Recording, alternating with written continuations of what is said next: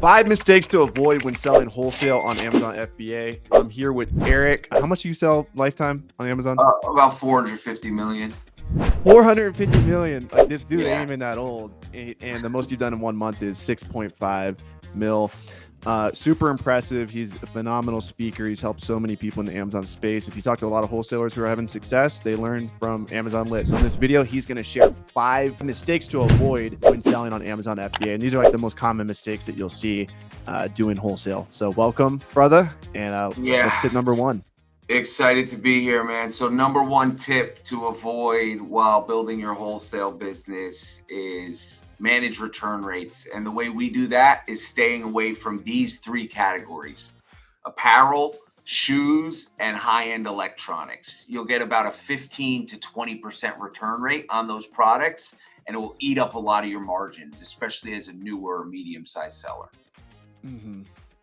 And is that specific with wholesale? Because a lot of online arbitrage people do those categories. Would you stay away if you're doing online arbitrage as well?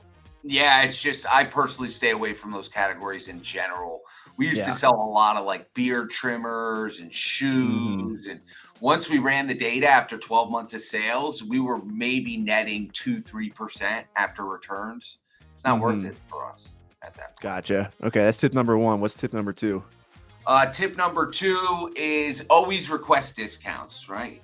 And I guess the reverse side is if you're not requesting discounts, you should be requesting discounts. And I'll share just 3 or 4 of our main discounts that we request on our orders. Number 1 would be a volume discount, which is essentially you're buying a large quantity of inventory. Number 2 would be a take all discount, meaning they have 1,000 units. You say, hey, if I take it all, can I get it 50 cents unit cheaper? All right. Number 3 is what we call a FFA allowance or FFA discount. It's a free freight allowance. So a lot of vendors will have a minimum order quantity to place an order, and then they'll have another MOQ that's maybe $4,000 or $5,000 higher to qualify for free shipping. All right. So you want to capitalize on that free shipping. And then the 4th type of discount is weekly or promotional or weekly or monthly promotional deal sheets. Every supplier usually has them. Okay, cool. That's good to know. Yeah, I definitely need to get better at asking for discounts. Would you say it's easier or more difficult to deal with a supplier who's smaller asking for discounts versus like a bigger wholesaler? You said tier 1 in the other video that we shot. Which one is easier to get discounts with?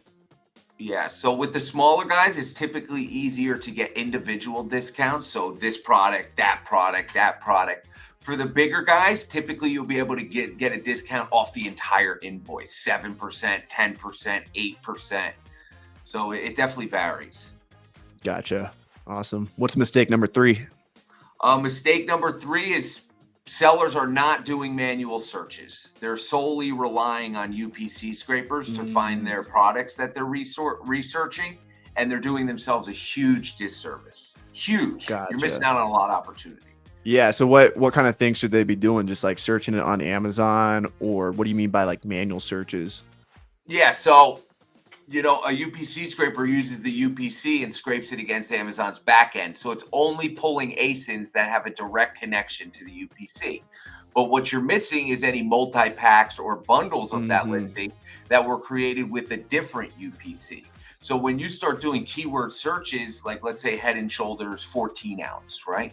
You would do a Head and Shoulders 14 ounce search on Amazon, and now you're going to find the conditioner shampoo combo, the 3-pack, and all those other listings that the UPC scraper didn't pick up. Gotcha. Yeah, that's a great tip. A lot of times you'll put all your data into that UPC search, and you'll get a bunch of false positives, and you'll get a bunch of false negatives too. So, yeah, I think that's a huge tip. Yeah. What about number 4? Number 4 is a lot of sellers that I work with closely and that I've known in the game. They take too long to put together an order, right? If you get a catalog on a Monday morning, my requirement for my team is 24 to 48 hours.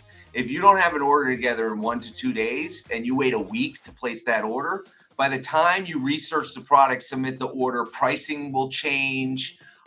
in-stock quantity will change. So you could spend a week putting together an order and you submit it and it's 60% out of stock because you waited too long. So speed's important there. Speed's always important in business. You know, if you make $10,000, but it takes you 3 months to make that, not that impressive. You're making as much as a McDonald's worker. But if you can condense that to a week, all of a sudden, you know, if you can do that same thing, which actually like isn't an extremely difficult thing to do. It's like, how can I do, I made 10 grand. How can I do that in a 1 week period versus a 3 month period?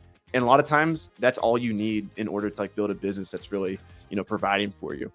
Yeah. So mistake number 5. Having a low sell-through rate on Amazon.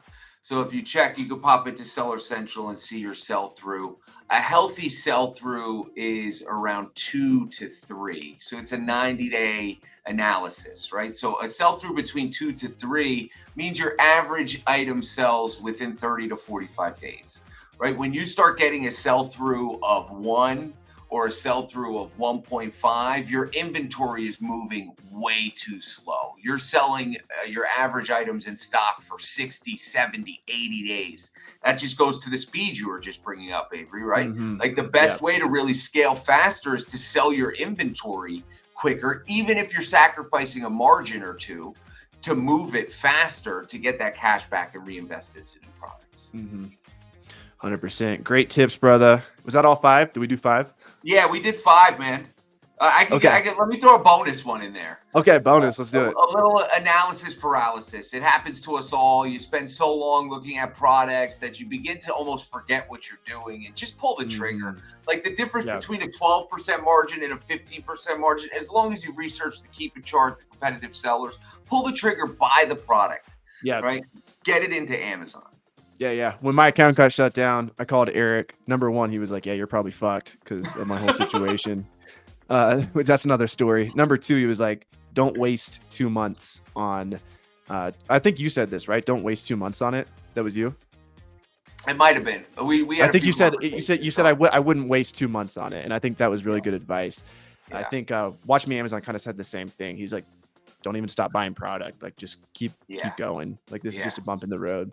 So thanks so much, man, for coming on. Last year and the year before you spoke at Miami Sellers Conference, and we're going to link that video below. People paid $1,000 plus to watch Eric speak. You guys can watch it on YouTube here for absolutely free.